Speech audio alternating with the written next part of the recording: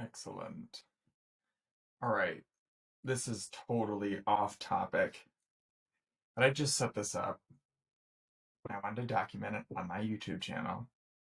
It has nothing to do with business, nothing to do with marketing, sorry, any of that. This is fantasy football, um, data that I have compiled over the last 2 years. We've played as a group of, I think there's 12 of us. Yeah, 12 of us. We've played together since about 2016, but 2021, so 2 years ago, it's May 29th, 2023. 2 years ago, we began Dynasty League. Oh, sorry, we played since 2017. So 4 years we played just like regular. You get like a new team every year, and then we switched. I loved seeing the average points per game for each of us and how it increased once we got to Dynasty. And that's because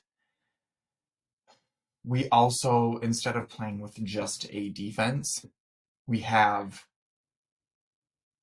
like defensive linemen, linebackers, and defensive backs. So it's a bigger team. We have like, I think there's even more defensive players than offensive players, and like linebackers will get like you need to try to get like 11 to 14 points each, so it really inflates the score there. Whereas like from there you have two linebackers playing, so if I both my linebackers total got me like 22 points, I'd be happy.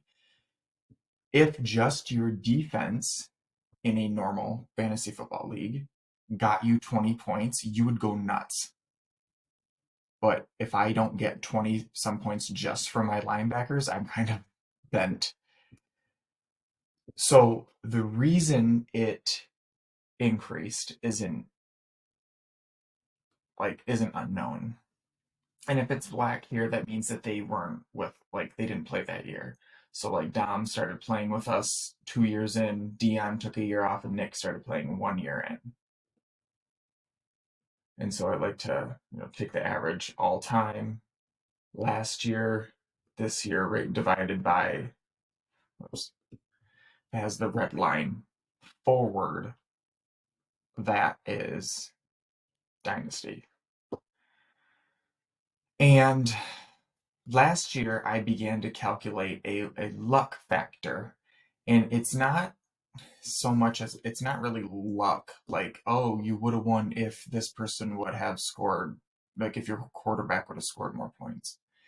It's basically like scheduling luck. So it started because I'm the one that does this, so it's like the invisible hand of self-interest, you know what I mean? The last 2 years I have been near the top of the league in points per game. Well, last year I'm at 152 points per game, which is no joke, but I was 6-8. I was losing points by a small margin, but was still scoring a high amount of points. So if I were to have played someone else in that week, I would have won. So it's like you are very lucky if you played the only person you could have beat that week. And the max luck that you can get in any given week is 0.9 points. That's it, in negative 0.9. Luck is determined. Go back to the most recent one. Last week of last year. No, I'm going to go to a silly one. Yeah, see, Sam was very lucky because he scored 133.6, and the person he played scored 133.3. There's only two other people he could have beat. The person he played and Dan. That's it. So he was quite lucky on that schedule. Very unlucky funny. Me, see right here. The week before that, I scored 167 and still lost. My opponent scored 172.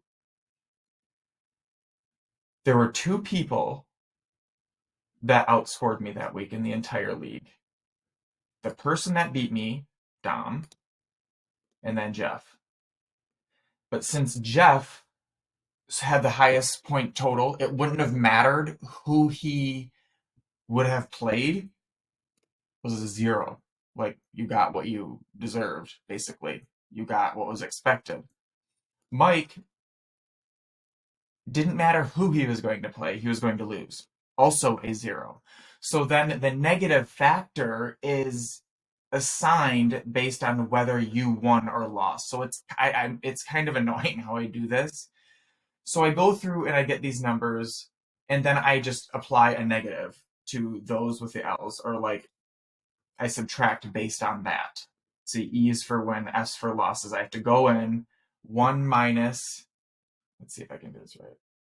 Figure it out. I have to like try to remember. Just cool. Right there. E's for wins, F's for oh my gosh. See, I have to remind myself on this sheet right here. Whenever I get this, they all are started, but they switch E and F, but there's no rhyme or reason except for based on if they have a win or loss. And so I divide, or I take that column depending on the win or loss. So if you really have no idea what fantasy football is, this is going to make no sense to you. Bear with me. I'm trying to get to the point of how I come up with this manager intelligence index. Because this luck score is just what I come up with. I mean, I think Fantasy Pros has something similar, but I wanted it on my own spreadsheet so I could manage the data. So then I built the Manager Intelligence Index. Get out of here. And it only has these 2 years. Last year, I was 11-3, 165 points per game. I got boned in the playoffs.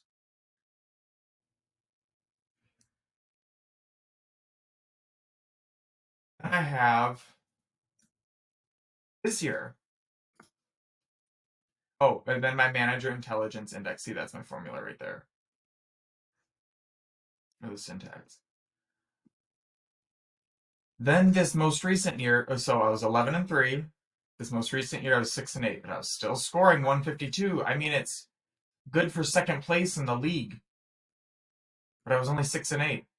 So there's two stories to this. Either I am getting screwed every single time, or I am totally mismanaging my team because I'm dropping the ball on, like I can't win. I can score a lot of points, but I can't win that week, so I'm losing it. However, but I do think that this points per game, it like vouches for me, because you can't score that many unless you can't score unless you have like good players to do so. So it more so reflects, at least in my opinion, and I think it will be my opinion, because it started based out of my like what the fuck, you know? So it has that self-interest into it. But I don't think it's unjust, really. Like the fact that I've taken in one's losses, points per game, and the season's luck factor. Um, oh, total. So then I'll start keeping track of everyone who gets a medal. And then I have assigned for this, like I just did finish this weekend, and I noticed that there's distinct classes among us. There's tiers, I should say. I'm gonna change it to class. Or division, I should say.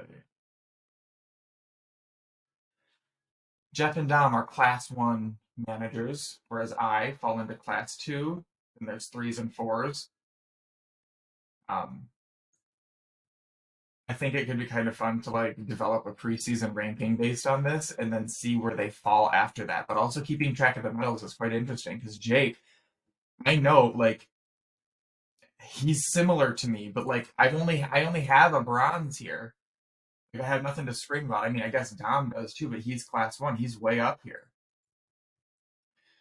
Um, Jake scored. He always has a prolific offense, but he would often get beat by like some bozo from like one of these lower classes, or even like me. Like if I bounce him that and we have a high scoring, like it doesn't help. But it's quite interesting. This was quite fun to put together, and over the course of this next year, I'll be able to see how it transforms. We have our draft in the next, I think, in July, mid-July. Um, so I need to build. I do have a scoring index. It's under my face right here. Where's my right here? That I'm putting together to help me identify who I should keep on my team, who I should drop, and if there are any free agents that I should draft or pick up. So that'll be fun. This is totally off topic, but if you hung around, thanks for doing so. This was a fun project for me. Fantasy football is probably the only reason I stick with the NFL because I grew up in Michigan, and if you know anything about the NFL, you know that the Lions are the laughing stock. And as far as I'm concerned, so are the fans of the Lions because they put up with bullshit management, and I literally never became a fan. I was a fan of the Colts for a good bit, just because I when I first started playing Madden on PlayStation 2, the first team I ever played with were the Indianapolis Colts. Peyton Manning, they were super good. Edgerrin James, Marvin Harrison, Reggie Wayne, and that's who I became attached to. And then I was a fan of the Colts from probably 2005 until 2010. And I would say after 2010, I just didn't pay attention to the NFL very much. After I don't really, I don't know. I wasn't into it as much. So it was only those few years. But then once I got into fantasy, I played a few years of fantasy, and then we got into this group. It gives another reason to watch, and you watch it differently. Like, I don't care about the wins and losses. I care if my players score the touchdowns. So it's good for business. It keeps people like me, interested and involved. But that being said, this was fun. Anyway, talk to you soon. Bye bye.